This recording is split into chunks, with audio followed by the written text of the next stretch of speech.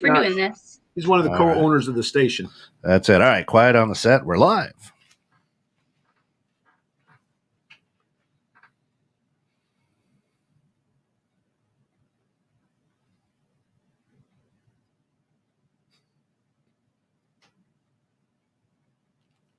Three, two, one.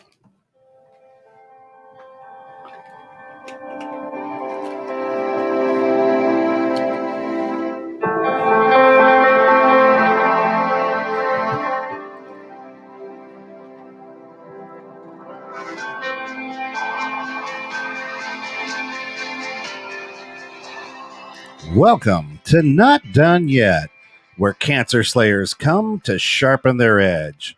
Join Robbie and Lisa as they help people realize you are not done yet.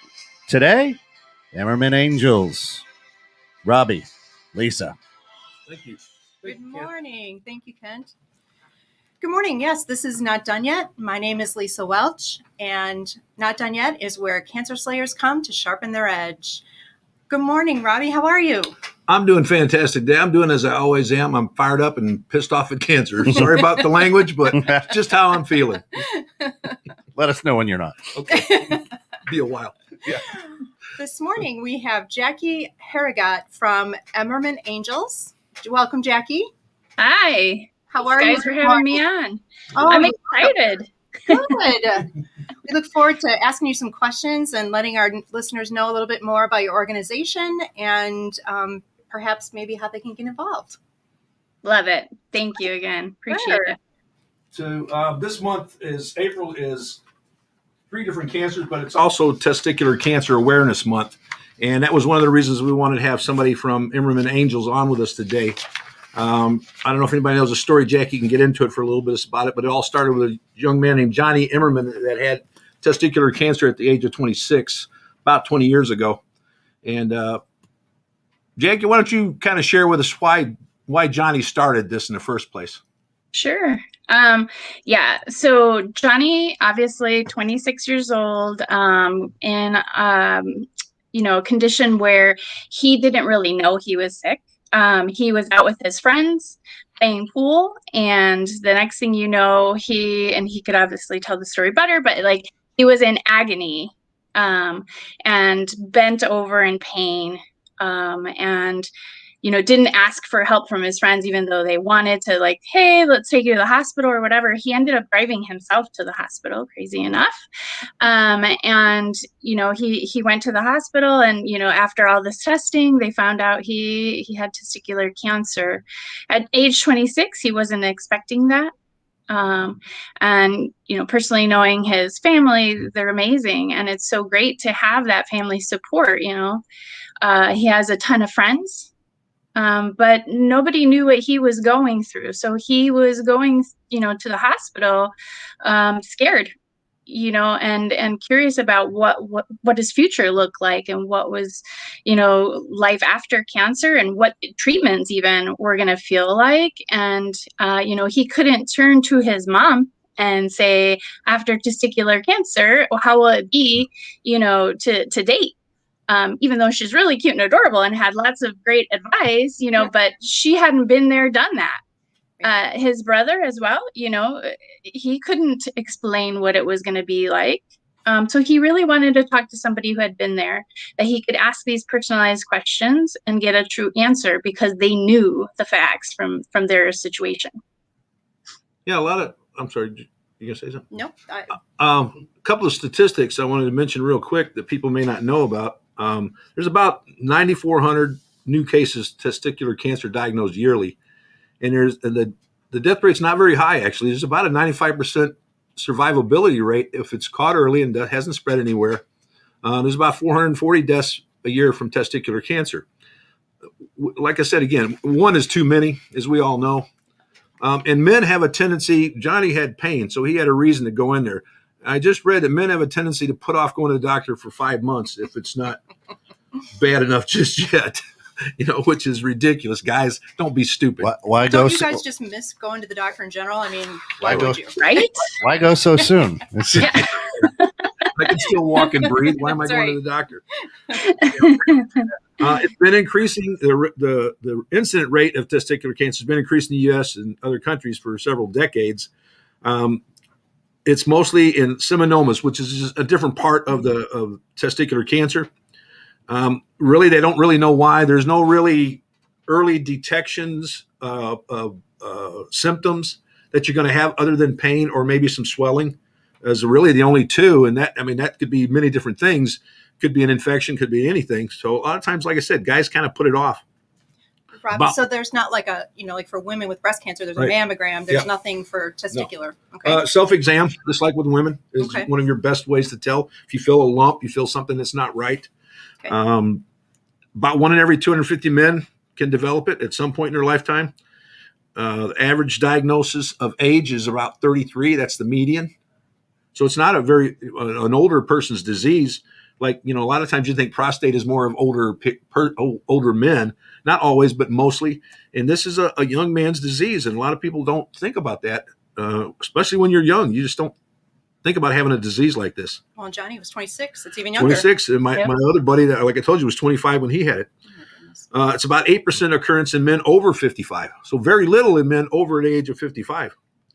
But it can be treated successfully, and you can go live the rest of your life without it ever coming back. Now, Johnny had it come back once. We'll talk about that, but that's just some of the statistics. It's not not a lot of men get it, but they get it when they're younger. And the best thing to do, some of the risk factors, real quick, they said, which, and even it says on these risk factors, a lot of men get it that didn't have any of these risk factors, and men who have these risk factors don't get it a lot of times either. So it's, an undescended testicle is something that happens in a lot of men that most men don't even realize, don't even think about, because they don't realize it's happened when they're younger. And what does that mean? It means that it still stays up inside the body. It hasn't distended down into the scrotum, like both are supposed to do. One can get stuck up inside, and that gives you a higher chance of getting it. It usually drops sometime as they're growing up. A family history of it, an HIV infection. Haven't had it before. And it says certain race or ethnicity, but it doesn't say which one even. So it's not that big of there's these risks are not enough to say, oh yeah, we can pinpoint if you have this risk, you're going to have it. So it's something that self-examination can help a lot with, just like with women with breast cancer. Most women find it themselves before a doctor will. Right. So I just want to go over a couple of those things real quick. Well, we've discussed cancer doesn't discriminate against age, sex, race, anything of that. Mm-mm. So, nope. But Jackie, can you tell us how you got involved with Emmerman Angels? Crazy story. I went to the dog park and I started talking to a woman, and she had asked me a little bit about myself, and I started sharing my story of I had previously lost my mom, my aunt, and my grandmother all to cancer. And so my goal at this point was to find a job that I could give back and really help in the cancer world. I always say I didn't have the money to fund the research. I didn't have the brains to find the cure, but I definitely had the emotions and the heart to do something about it and turn my negative into something positive. And so, talking to her, she started telling me, you need to know about this mission of Immerman Angels. And she explained, that they are a one-on-one cancer support that helps cancer fighters, survivors, caregivers, really get in touch with other people that had been there, done that. And I was just so struck by the mission, because I knew that when I was going through my experiences, I didn't have anybody that understood what it was like to go through those experiences and really help shed some light on what it was that I might undergo, in the future, and just what to do with all those emotions, right? So as a caregiver, you can't always share how you're feeling with the person going through what they're going through. Because really the focus needs to be on them. And so, I knew that. And so I was thinking, oh, wow, this is a great opportunity to volunteer and give back. And so I went home and researched mermaid angels because that's what I thought she said. Because I didn't know what Immerman was. And was very disappointed because I found a whole bunch of other things that was not what I was looking for. But lo and behold, I ended up running into her again, thankfully, and started researching and reached out. And, now over 8 years ago, that's when I started, and, just kept moving through the organization to try to use my experience and, make it a better world in this way of one-on-one cancer support. So it's been a beautiful ride. Good. Yeah. Well, where did the name Emmerman Angels originate? So Johnny Immerman, the founder, his last name. It's a really cute story, actually. So, when Johnny started this amazing mission, I don't think he intended to start off changing the world, right? So he just, from his heart, really wanted to do something to help other people. And so it started, like, it was an easy thing to start on fire, to be honest. He had someone that he got to talk to, and then he was meeting people literally at the hospital and connecting people at the hospital right there. And then realized, it wasn't just him that wanted to talk to other people. And so he started talking to his mom, and, the last name is kind of an easy given onto how the name started with Johnny Immerman, but the angels part is the amazing part. His mom said, these people, in order to give back and share their time, they must be angels. That is and sweet. So that's how it started. Yeah, so Immerman Angels. Oh. Well, who can be an Immerman Angel? So the beauty of it is anybody that's been impacted by cancer. So what we did, just to get the whole story in now, when I started, we really supported cancer fighters, survivors, and caregivers. Now we actually have added, so we added to our mission by including pre-vivers. So anybody that's going along the cancer journey or has a predisposed position to receive a cancer diagnosis. So that is a pre-viver. So they themselves may have already been a caregiver watching someone else go through a diagnosis, and now they know that they also carry a genetic mutation. Caregivers, obviously going through the experience taking care of a loved one or a friend, they can also come to our organization. Obviously the fighters and the survivors, those are the biggest part of the organization. And it could be of any cancer type, any age, any stage, anywhere in the world. So we know that we have over 146 cancer types in the database. We have over 12,000 mentor angels in the database, which sounds like a big number, I know, but that's people that have registered with us over all time. And unfortunately, look at how many people are diagnosed every day. Look at how cancer changes every day. And so the thing that I want to emphasize on is that we do not have an algorithm that matches people. We personally go through every single profile. We talk to people. We get to know these people, and then we figure out who is the best match. We're filtering on over 40 different items of how do we think this person will relate to this person. So it's a personality and a situation experience to get them connected to really whom we think would, best benefit both sides.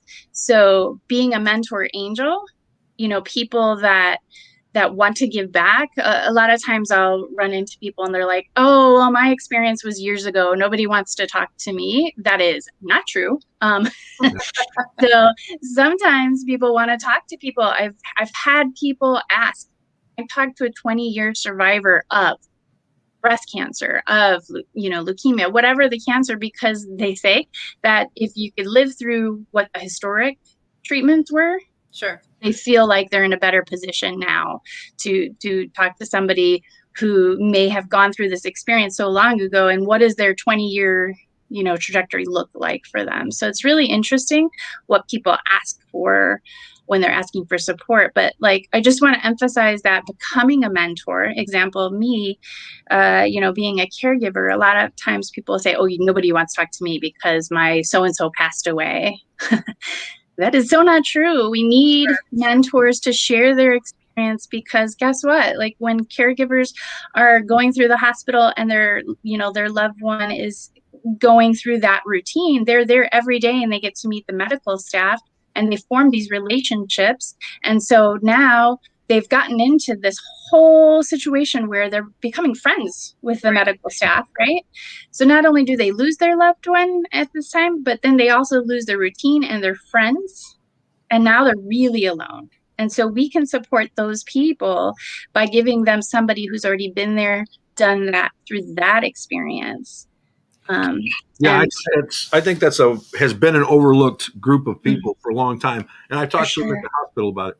Good. Hey, I was just going to say, we've got probably a couple 100,000 people out there listening on internet radio. Of course, Jackie, if people want to know more about Emmerman Angels, how do they find you? Sure. So immermanangels.org is our website. And then we're on all the social media outlets as well, and you can definitely message any of those. But our website is the easiest. I don't know if you want me to spell that. Yeah, let's do that.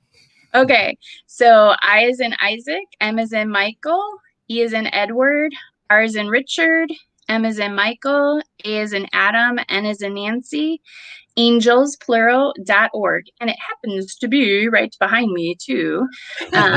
So .org. And we would love to support anybody going through this. Definitely. Thank you for posting it. That's way better.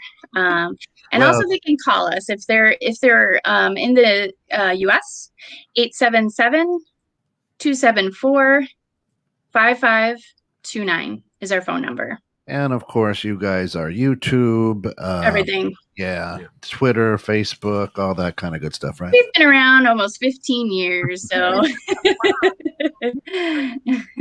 When did Johnny start doing other cancers? And did he start that right away? I was going to ask you, but you answered it earlier that you have 100 and something different cancers already.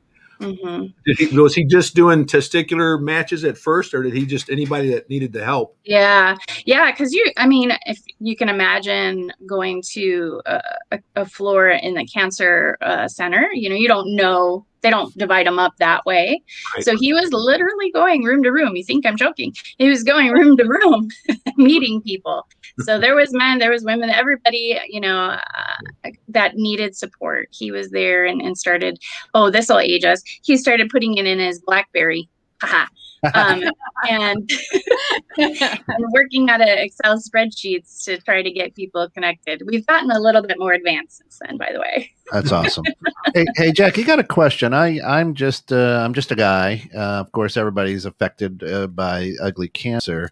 Mm-hmm. But tell me a story about one of the mentor. What the mentorship is. It all sounds good, but I'm a business guy. So when I hear mentor, I think of an old guy like Robbie who's teaching me the trades, right? So when you're talking about when you're talking about a mentor, somebody's showing me how to get cancer. Exactly what is it? Yeah, give me a story. Thank you for clarifying. So no, they don't show you how to get cancer. Let's answer that right off the bat. No, definitely not. So basically, it's somebody that's been there, done that really wants to help shed some light on what that person might undergo, maybe the side effects, maybe, the traditional things that a person might find, the do's, the don'ts, people that'll say, hey, when I was going through this, nobody told me that this is what I was about to undergo. And I wish somebody would have told me that. And, even to the point of like, hey, I looked into this organization, or I went here, kind of thing, to do things. And then, they'll say, I wish I didn't waste my time on that, that kind of thing. One thing that I do want to say, though, is we never give medical advice. So the mentors share their experience about what they went through, but they are clearly trained to not give medical advice. Okay. Yeah. Yeah, Mm-hmm. we say that here when we share any of this information. Same Right. thing. We're not giving you medical advice. We're just telling you, if we can go on Google and find this information, Yeah. you and then talk to your doctor about it. Yeah. Exactly. Yeah. It's emotional support. Like you can't get that from your doctor. You can't get that from the social worker. I mean, they can say, I'm sorry, but if they have not been there, it's a different feel, and it's not on their fault. Like it's not their fault. But really to talk to somebody that's been there, done that changes your perspective tremendously. And your needs change through the years too. I'm a 19-year survivor, and my needs now are different than they were when I was first going through treatment and everything. Yeah. And so we have people that have, a lot of times I'm asked to talk to somebody that's had long-term, but all of a sudden they're having neuropathy problems that they didn't have the first 10 years. Or, why is this happening? So yeah, all that, if you live through it, I don't want people to think that if you beat cancer, let's say you beat it, you live through this term, that doesn't mean that it's over with. Right. There's a lifetime that you have to learn to deal with the repercussions, and the side effects sometimes can last a lifetime, not always, but they can. And a lot of people don't understand it. They think, well, if I can just beat it, then I'm good to go after this. Well, and we may agree it doesn't always go back that easy. No. Yeah. Well, if you want to be a mentor, how does one become a mentor? Sure. So you can go to our website, and there is an area on the tabs that says give support, become a mentor. So it's a become a mentor, and you click the link and you can actually become either a survivor mentor or a caregiver mentor or a pre-vivor mentor. But you just click the link into the one that's applicable for yourself. Okay. Yeah. What kind of training do they get before they connect with the individuals? Sure. So the bulk of their training is their own experience. So, we can't train them on that, but we can definitely, talk to them and see. So that's why I say it's very personalized, because we talk to everybody. We find out where they're at. And, out of the goodness of most people's hearts, they're like, I'm ready to give back. And through our assessment, we may not always find that. Though sometimes they have to get support. I'm sorry, you cut out. So you were saying, sure. I lost my train of thought. I'm sorry. That's okay. Yeah. So through our assessment, we definitely will find out if somebody's ready to emotionally give back, or if they themselves may need support first. Or we can actually do what's called a give get, so they can become a mentor for later on. Or so we'll train them, get them through the training and such, but then we also get them connected immediately so that they have someone to chat with, to get them, through that situation where they feel a little maybe stuck or just, need that conversation, and then they can get connected. The beauty of becoming a mentor angel is that we are so specific about our matches that it's not like you're tethered to the phone. So because you registered today, it does not mean you're going to be connected to someone immediately. This is a big point that people, they want to give back. They want to give back right now. And so sometimes becoming a mentor is a little bit pressing on their patience, because we don't have a crystal ball. I can't say, because you registered today, I'm absolutely going to need you today. That's not how it works. We are very specific in our matches. And so we'll reach out to people after they've registered, and let them know what the match is based off of. And we'll ask them, does this feel like something you can relate to? Yes or no? Are you available? Yes or no? And we go from there and get them connected. So we do that introduction to their mentee, and then the mentor and mentee proceed from there. Okay. Yeah. Hi, so we have a guest. Rachel is the widow of our friend Tom, who passed away a couple weeks ago. And she has a question that, as a widow, could she get help as Tom passed of cancer? She's a caregiver. Yes, she was right. So she would request, and first let me say, I'm sorry. And I understand the passing of cancer. So I would say yes, please do register for us. Request a caregiver mentor angel, and then we could get you connected to another widow that has gone through that experience.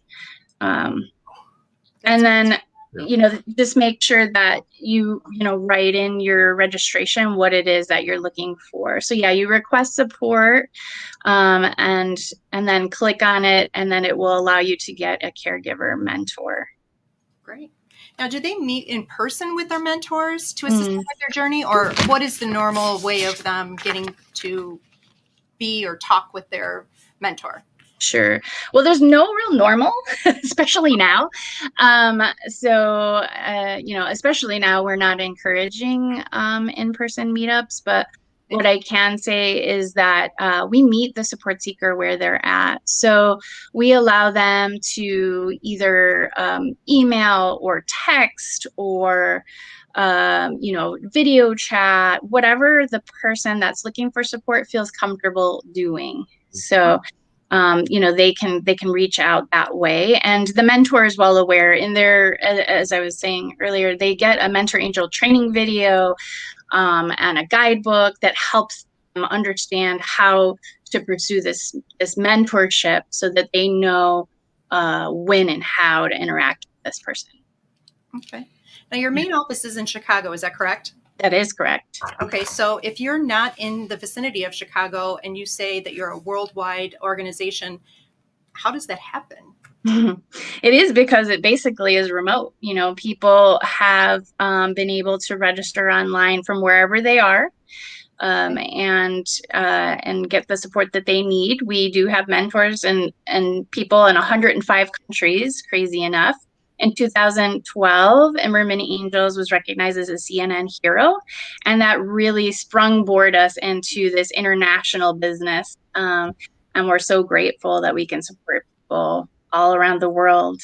We have a fun connection. We had somebody in a little village in Ireland, and we were able to match this gentleman to another gentleman in another village in Ireland.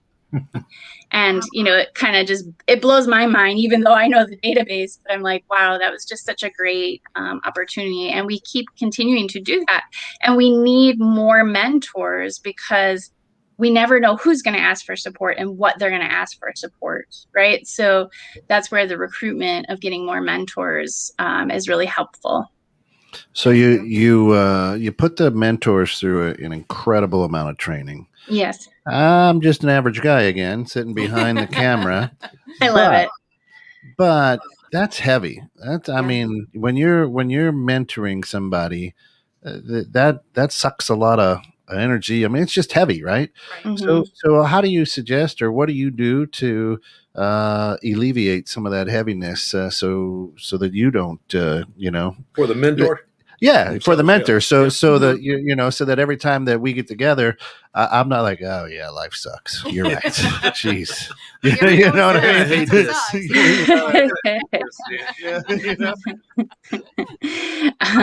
mean? I take it. We definitely encourage self-care, but I have to say that I think the majority of our people, obviously it's heavy, but definitely from conversations and being a mentor myself, it's therapeutic more than anything else. It is an opportunity for someone to recognize what they went through, because when you're going through these experiences, you kind of just let them go deep, right? You don't really have the time to really think about it. But when you become a mentor, it gives you the opportunity to go, wow, I can't believe I went through that. And here I am, right? And here I can help somebody else. And it's really your what's next, in my opinion. It really helps you go through this and understand a little bit more about yourself. It's really a growing experience. Through the program we have at the hospital doing that, it gave what I went through a sense of having purpose and value to it. We all had to suffer like this. Right. I found that as soon as I was able to take the focus off myself for years to get to that point, but when I was able to put it on others, my sense of purpose and even my health started improving. It just, my sense of purpose and value started coming back, because identity is something I think a lot of people go through a loss of identity when you go through cancer. I mean, Mhm. somebody, what's one of the first things you say? So what do you do? So we kind of judge who we are based on what we do. Well, when I can no longer do, now I don't even know who I am, because who I was Yeah. is what I did. It's And so Mhm. yeah, a lot of times you got to do a lot of self-evaluation. And I found that helping others through this gave me that sense of purpose and value to be here. And I think that's very important to people understand that, because you have that feeling of loss. I've already lost this chunk of my life because of cancer. I've lost this chunk of my health because of cancer. What's left in me? Right. I remember thinking, well, I got 3 good hours a day now. What am I going to do with them? After I got to that one point where I could have 3 good hours a day, I can't go to work. Who's going to hire me for 3 hours a day? Yeah. You know, Mhm. you need something to give you that sense of purpose and value. And I found that mentoring and helping others brought all that back to me. So I think that's important, that a lot of people find that by doing that, they get that sense of purpose and value back. Yeah, for sure. I mean, I have to say, like, through my experience, I had shared earlier with being a caregiver so many times, and then, working with the organization, and then moving forward after talking to all these people and being in, day to day with cancer. And then my sister got diagnosed in 2019, and then I got diagnosed in 2020. And, this all these diagnoses being around me and talking to all these people and getting to know survivors. I mean, we have more survivors now than ever, which is so exciting, right? Yes. And so this, just kind of what you said, like, this just gives me purpose. I feel like every day going through all of these, different scenarios with people and hearing their stories, we want to make sure that we have the best. We do have the world's largest database for peer-to-peer, but I don't want to just be the largest. I want to be the most comprehensive, the most up to date, and make sure that we are matching people on whatever their needs are, if it makes sense, if it's in our scope. And that's kind of what we're striving for now, but really giving back to those people that want to help and give them that purpose as well. Well, and that's great, because then they don't really have to leave their house. Right. But they can still do, like last week we were discussing giving back and doing something for others. This is just a great way, because like you said, you've got these outlets to be able to discuss this information with somebody, but you're still also helping someone else, but you're in turn helping yourself too. Yeah. Exactly. Getting that recognition, so to speak. Exactly. It's a gift. Did you guys have to change much policy-wise because of COVID? I mean, I know you before that you're probably, if you guys can meet up in person, that'd be great. And now all of a sudden, Right. like you said, you hadn't been to the office since March 9th last year. Mhm. Same thing with us to the hospital. It was March 13th last year, up until just recently that as volunteers we could start going back there. And it's kind of neat that with the mentoring, you can be at home and do this. You don't have to go out. That brings me to the point of fundraising. Every nonprofit has to have money to operate on, and the ones that we've talked to over the last year, there's a big problem because a lot of the fundraising is based on these walks, these runs, these galas that they have in person, and none of that was going on for the last year. How did Emmerman Angels deal with that? Sure. We had to pivot to virtual. And so we still had our events, but we did it virtually. And luckily, our community really understood that we needed their support. So, they rallied around us as we have always rallied around them. And we're just so grateful that we ended up doing as well as we did last year. And unfortunately, we're still in the situation where we're gonna have to go virtual. But I have to say, like, the one thing about virtual was it gave us an opportunity to think very differently than we had ever thought before.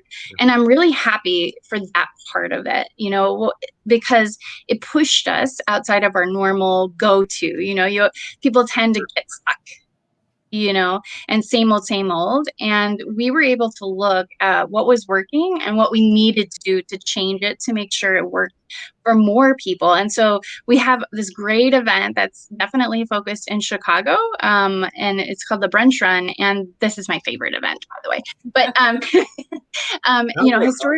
it's great. It's a run walk and people come, mostly they came for the food, but so it was such a beautiful thing because our mentors and mentees could meet in person that, they had not previously had this opportunity.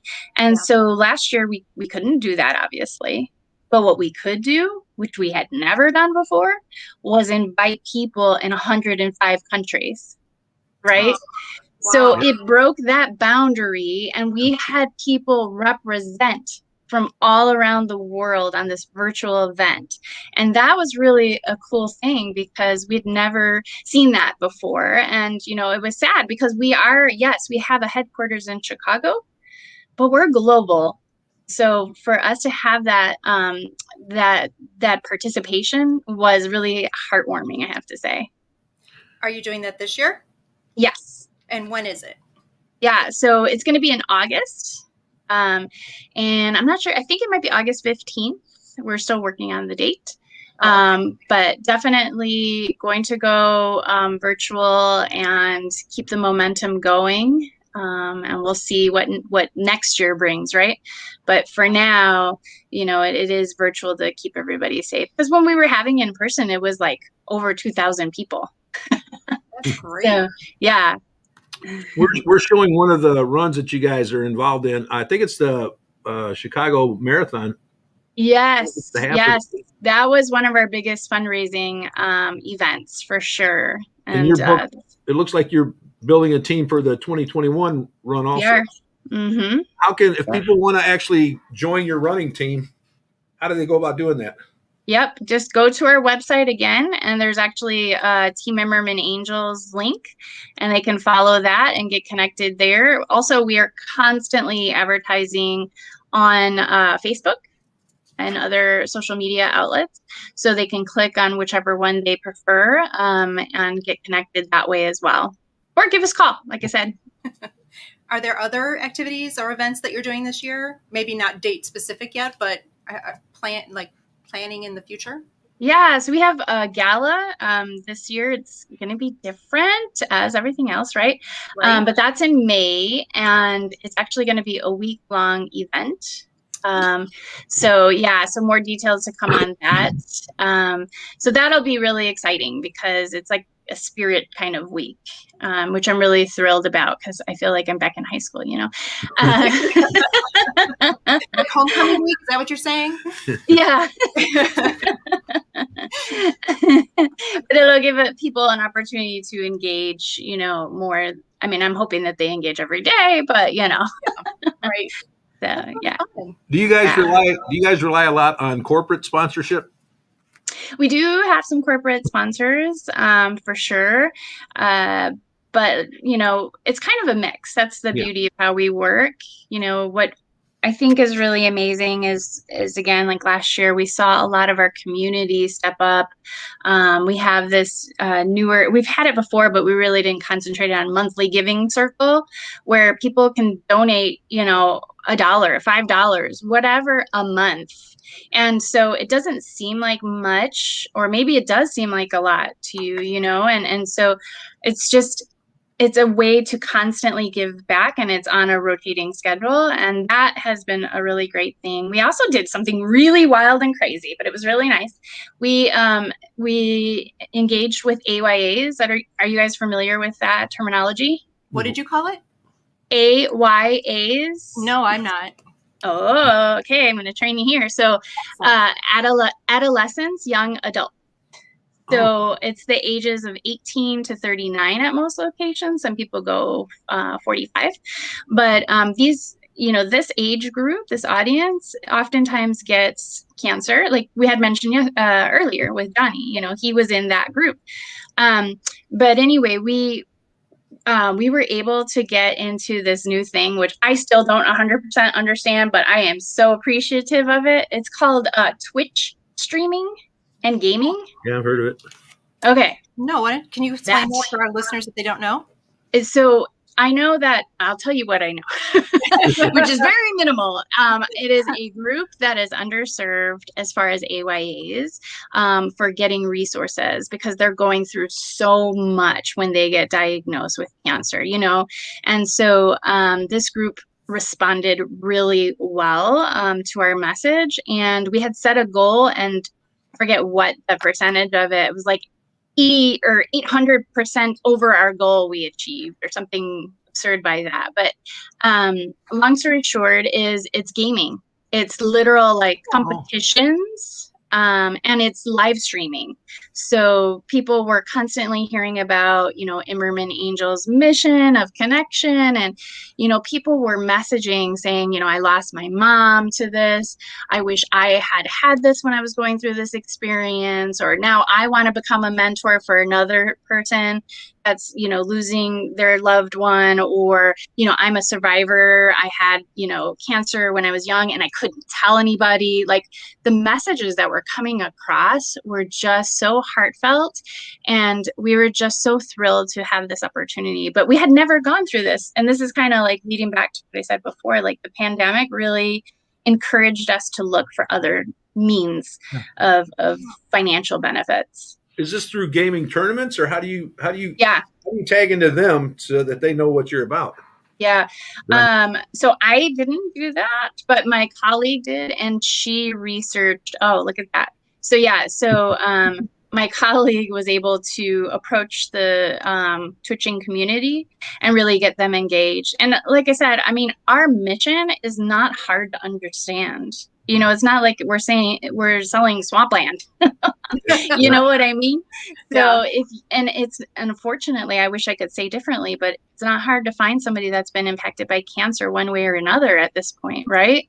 So, the community just really was engaging in this and wanted to support. And we're just so thrilled that we had that opportunity, because for us, we don't have an age. It's any age, any stage, anywhere in the world. And this new opportunity was not only a financial benefit, but it was also a huge awareness benefit, which is key for us. And I'm just so grateful for that. And gaming is so huge. Again, another way to be a participant and do something you enjoy, and you're circling back. Exactly. Well, you educated me. I didn't realize that Twitch was a gaming streaming service. Yeah. So Gary, it was another platform. Gary, who's listening over in Singapore, says, hey, Twitch.tv is the #1 streaming services for gaming internationally and has the largest audience, which is great. Wow.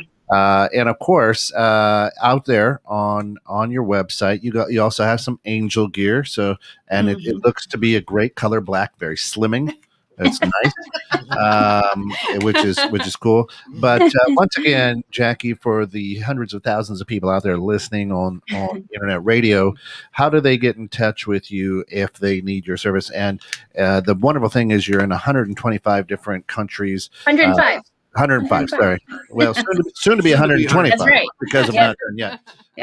But if you could just let us know how they, where they can find you and how they can get in touch with you. Sure. So our website is www.immermanangels.org if you are interested in going to our website. If you would like to give us a call, it is 877-274-5529.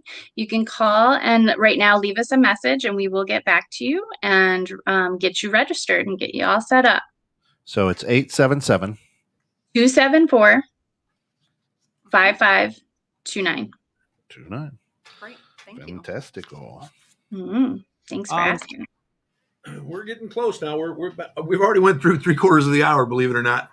And I wanted to talk a little bit about something else that Johnny's doing. Sure. Besides what he's doing with Emmerman Angels, he saw a need for a niche for a need, and he came up with an idea of a company called Close Talk. Can you explain a little bit about what that is? Sure. So Johnny Immerman is a brilliant man, even though he's going to hate me saying that. But he, so modest. So he saw the success of what our shirts had done for Immerman Angels. We could walk down the street and people would come up to him and say, what is this Immerman Angels thing? Is it a religious group? If they pronounced it right. And so it would give him an opportunity to explain the mission. And so he saw how beneficial it was to have like a walking billboard, basically, right? Yes. So because Johnny is all about all ships rising, he really wanted to be able to show what he had learned and move it to other organizations, other nonprofits. And what we saw as Immerman Angels was we didn't have the space for gear. We didn't have the money to buy 1,000 shirts right off the bat. Sure. We didn't have a person to run marketing as far as t-shirts, and apparel. We didn't have somebody to ship it out of our little office. Like, it just didn't make sense for us to run a t-shirt business. And so what he did was he said, to all these other organizations that have amazing missions, I want to help you guys. And so him and his brother came up with this ingenious idea called Clothes Talk. And their underlying motto is wear because you care. And so every single logo shirt obviously causes the attention of people. And you go to his website, and the beautiful thing is that, there's other important missions out there. It doesn't have to be only cancer, but he's got education, he's got children, he's got homeless, everything. I think he's over 200 organizations now. And you go on there, you click what mission is most important to you, and then you can find all the organizations that you think are pertaining to what moves you.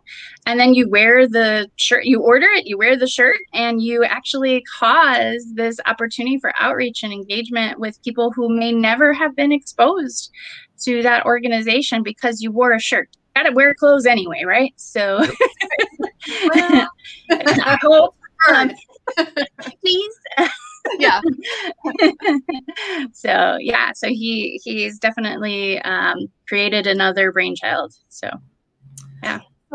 Well, I noticed, because I went to the website and looked at the groups that are out there. Now, how did you get these groups to participate, or did they contact you? How did that come about?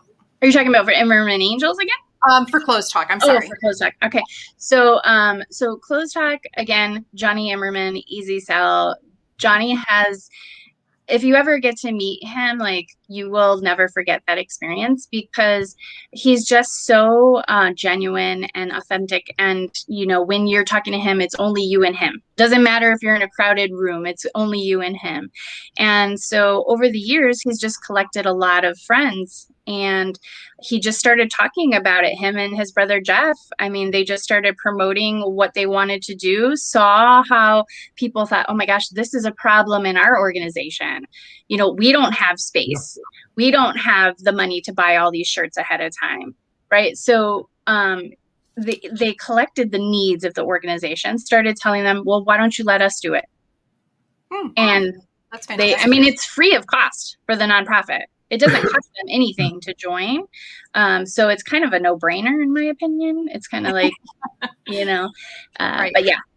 Does the nonprofit make any money at all off the sale of them?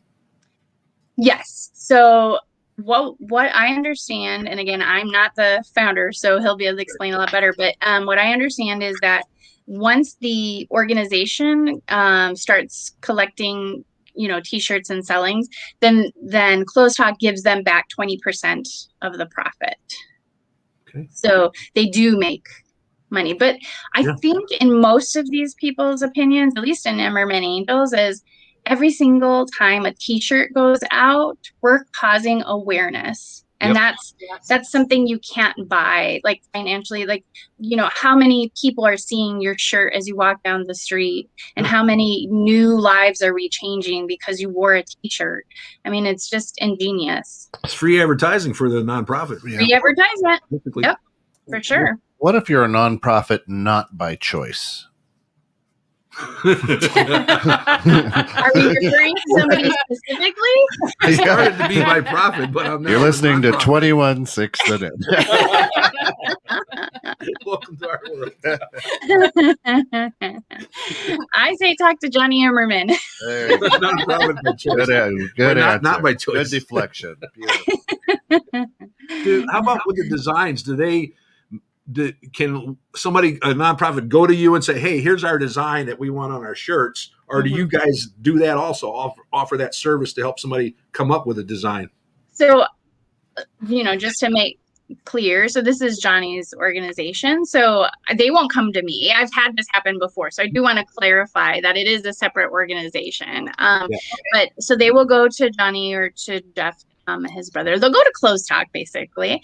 And they will share their logo and the name. And then it's very simple. They're not making a million different types of shirts. If you look at one organization as opposed to the next organization, the ingenious part about this is that it's the same clothing. It's just takeout logo, insert new logo, takeout logo, insert new logo.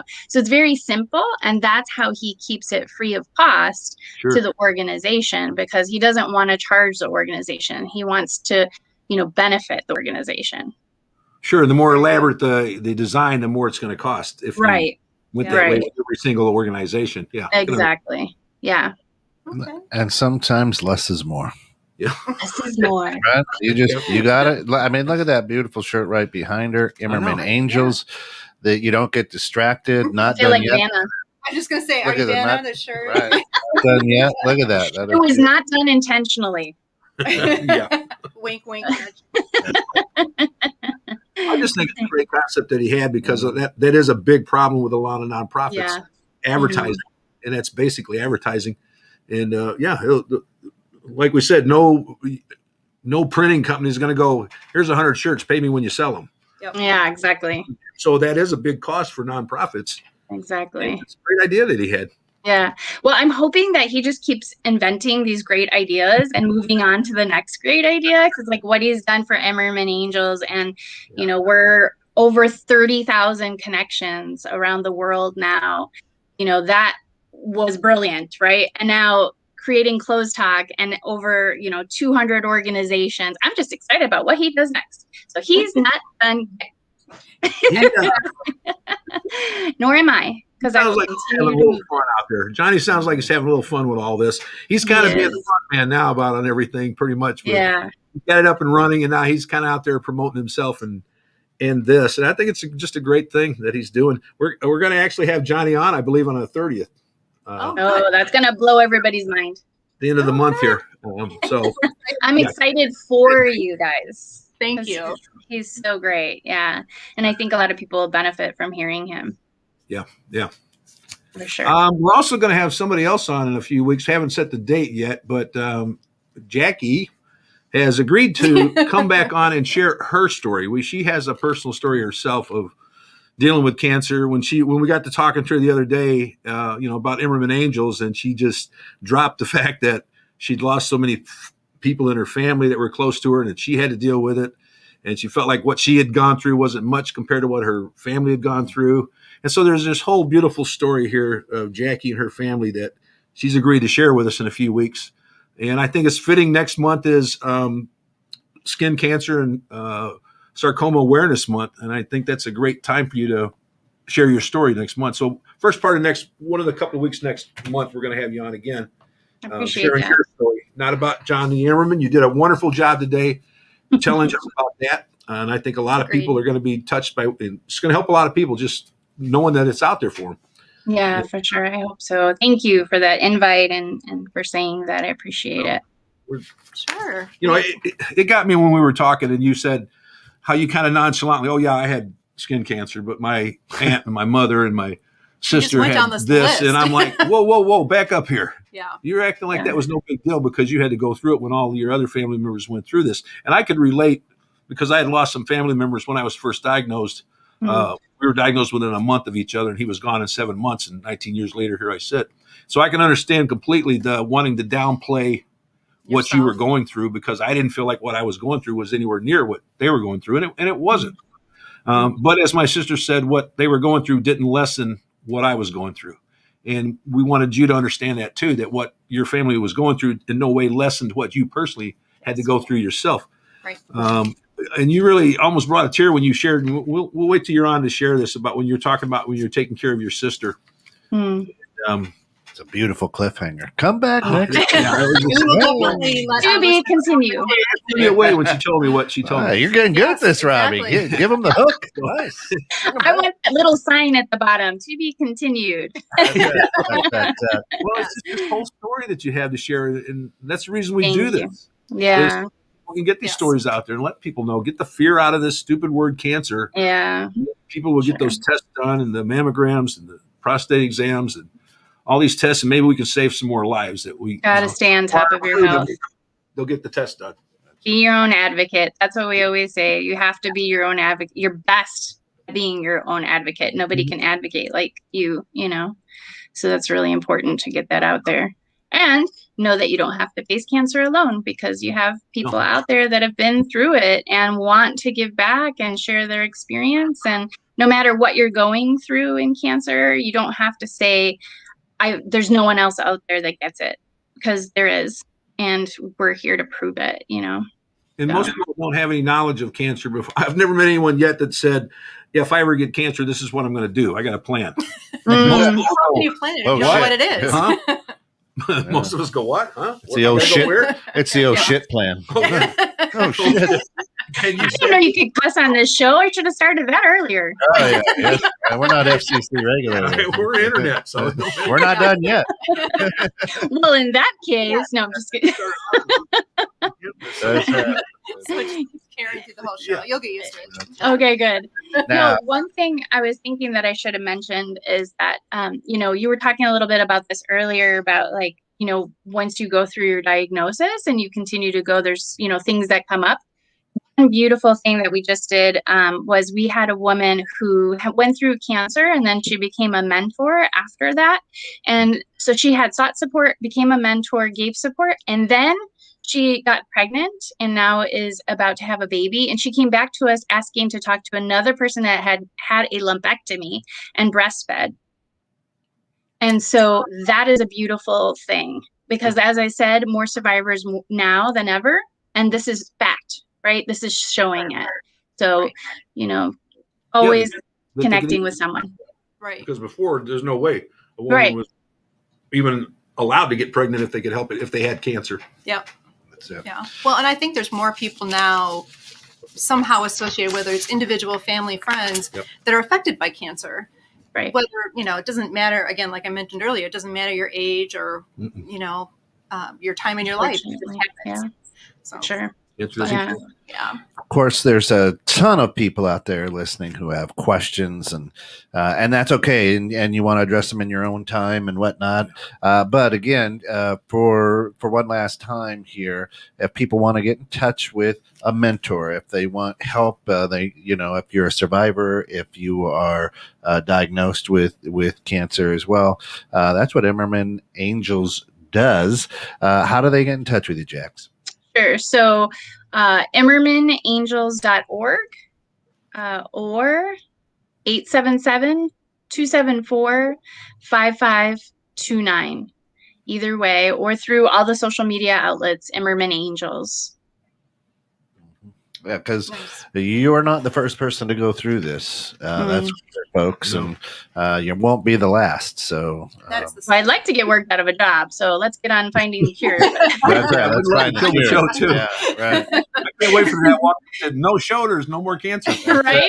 Hey, we could go get coffee at that point. Let's do it. Exactly.